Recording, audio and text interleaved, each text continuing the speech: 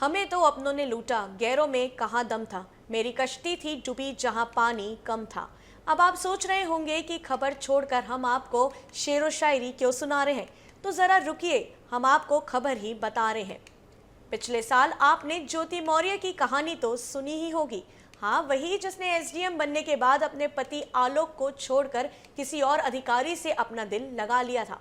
ठीक वैसा ही एक और मामला सामने आया है, जहां एक कारपेंटर पति ने अपनी पत्नी को पढ़ा लिखा कर लेखपाल बनाया और लेखपाल बनते ही पत्नी ने सभी कस्में वादे तोड़ दिए और छोड़ दिया अपने पति को, जिसके बाद से बेचारा पति दर दर भटकने को मजबूर हो गया है। देखिए हमारी ये खास रिपोर्ट।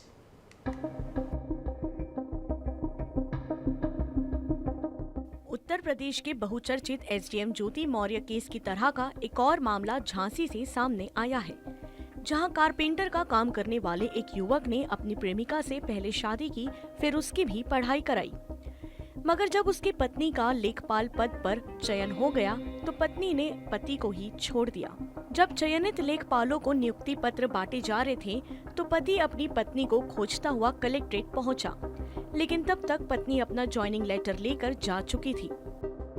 6 साल पहले साल 2018 में नीरज विश्वकर्मा की मुलाकात ऋचा सोनी से हुई। इसके बाद दोनों में मुलाकात होने लगी। दोनों की मुलाकात का यही सिलसिला इश्क में बदल गया।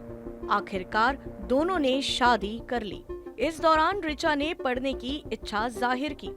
नीरज विश्वकर्मा पेशे से कारपेंटर है। नीरज ने मेहनत मजदूरी कर पत्नी को पढ़ाया। 2024 के जनवरी महीने में ऋचा का यूपी में लेखपाल पद पर चयन हो गया। लेखपाल पद पर चयन के बाद पत्नी के सुर बदलने लगे। वहां अचानक घर से गायब हो गई। तभी से परेशान पति अपनी पत्नी को खोजने लगा। कुछ दिन बाद नियुक्ति पर रोक लग गई और मामला फंस गया। पति नीरज को जब पता लगा कि चयनित लेखपालों को आज कलेक्ट्रेट में नियुक्ति पत्र बंटने हैं, तो नीरज अपनी पत्नी को खोजता हुआ उसी जगह पर पहुंच गया। लेकिन तब तक ऋचा नियुक्ति पत्र लेकर निकल चुकी थी। इसके बाद नीरज ने डीएम से मदद की गुहार लगाई, लेकिन कोई सुनवाई नहीं हुई। ऋचा का कहना है कि यह गलत है, हमारी कोई शादी नहीं हुई है। उसने फर्जी दस्तावेज बनवाए थे वहां पर दिखाने के लिए कि हमारी शादी हो चुकी है। फर्जी फोटो बनवाकर धमकी देता था कि आपकी फोटो डाल देंगे, तो उसके कहने पर उसका कहना मानते थे। बहुत गंदा लड़का था और दारू पीकर मारता भी था। एक बार बीच सड़क पर मारा था सबके सामने। हम उसके घर पर नहीं रहे। ऋचा का कहना है कि मैंने कई बार कोतवाली पुलिस से शिकायत की थी। सर ने उसे समझाया था, वहाँ मान ही नहीं रहा है। वह पूरी तरह ब्लैकमेल कर रहा है, बदनाम करना चाहता है। जो दस्तावेज है वह फर्जी है। वह वकील से पैसे देकर बनवाए हैं। जो फोटो है वह धोखे से बनवाई है। उसे हम जानते हैं, हम कुछ दिन रिलेशन में रहे हैं, इसलिए वह ब्लैकमेल कर रहा है। उन्होंने कहा था कि कल आइएगा, कल आपका मतलब वो बयान दर्ज किया जाएगा। तो अभी पुलिस कोतवाली जाएंगे आज शाम को ही, और वो मतलब कोई नहीं, उसके फर्जी पेपर्स बनवाए हैं उसने वकील को पैसे देके। पीड़ित पति ने बताया, शादी के बाद दोनों हंसी खुशी से रहते थे। इसके बाद उनका कुछ विवाद हुआ था, जिस कारण वह मायके चली गई थी।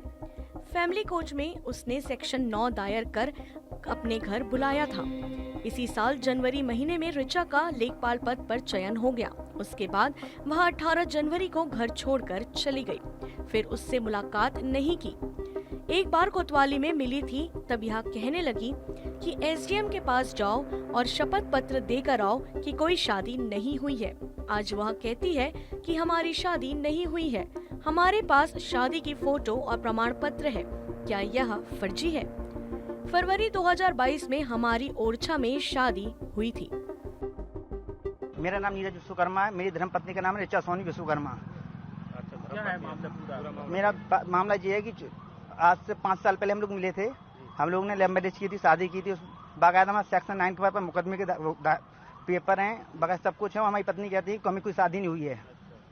उसके बाद नौकरी लेखपाल का सिलेक्शन होने पे आ गया, तो हमसे कह रही कि हमें कोई मतलब नहीं है आपसे। मतलब नौकरी लगने पे आपको छोड़ दिया? हाँ, नौकरी लगने पे हमें छोड़ दिया। कब से? 18 जनवरी की बात है। 18 जनवरी से जब हम साथ नहीं रह रहे हैं। 2024 से? हाँ, 2024 से। आपको बता दें कि पिछले साल भी एसडीएम ज्योति मौर्य और उनके पति सफाई कर्मी आलोक मौर्य की एक ऐसी ही कहानी सामने आई थी। दरअसल यूपी के बनारस की रहने वाली ज्योति मौर्य ज्योति बचपन से ही पढ़ने में तेज थी, लेकिन पिता ने ग्रेजुएशन के दौरान ज्योति की शादी प्रयागराज के रहने वाले आलोक मौर्य से कर दी। आलोक से शादी के बाद जब ज्योति अपनी ससुराल पहुंची तो आलोक ने अपनी पत्नी को पढ़ा लिखा कर कुछ बनाने की सोची। यानी आप कह सकते हैं कि ये कहानी अमिताभ बच्चन अभिनीत फिल्म सूर्यवंशम की तरह थी। उस दौरान आलोक को 4th क्लास की नौकरी मिल गई थी।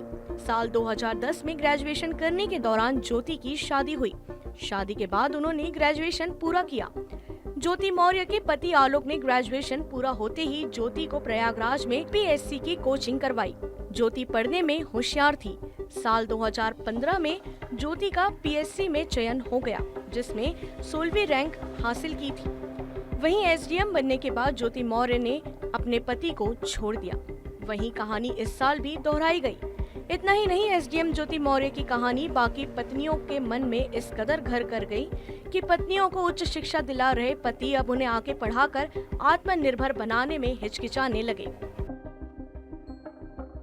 एक युवक पत्नी से धोखा मिलने के बाद भटक रहा है। पति ने बताया कि उसका लव मैरिज हुआ था। पत्नी को पढ़ाने के लिए उसने मेहनत मजदूरी की, लेकिन वह लेखपाल बन गई तो उसने साथ छोड़ दिया। पत्नी के लिए वह पुलिस थाने भी पहुंचा, लेकिन उसके हाथ अभी भी खाली है। पीड़ित शख्स यूपी की झांसी की शहर कोतवाली अंतर्गत बाहर बाबा का अड्डा में रहने वाला बताया जा रहा है। अब परेशान पति ने सूबे के मुखिया योगी आदित्यनाथ और अधिकारियों से न्याय की गुहार लगाई है। अब देखना ये होगा कि पीड़ित पति नीरज विश्वकर्मा को न्याय मिल पाता है या नहीं। Bureau report, DN News Plus, Raipur.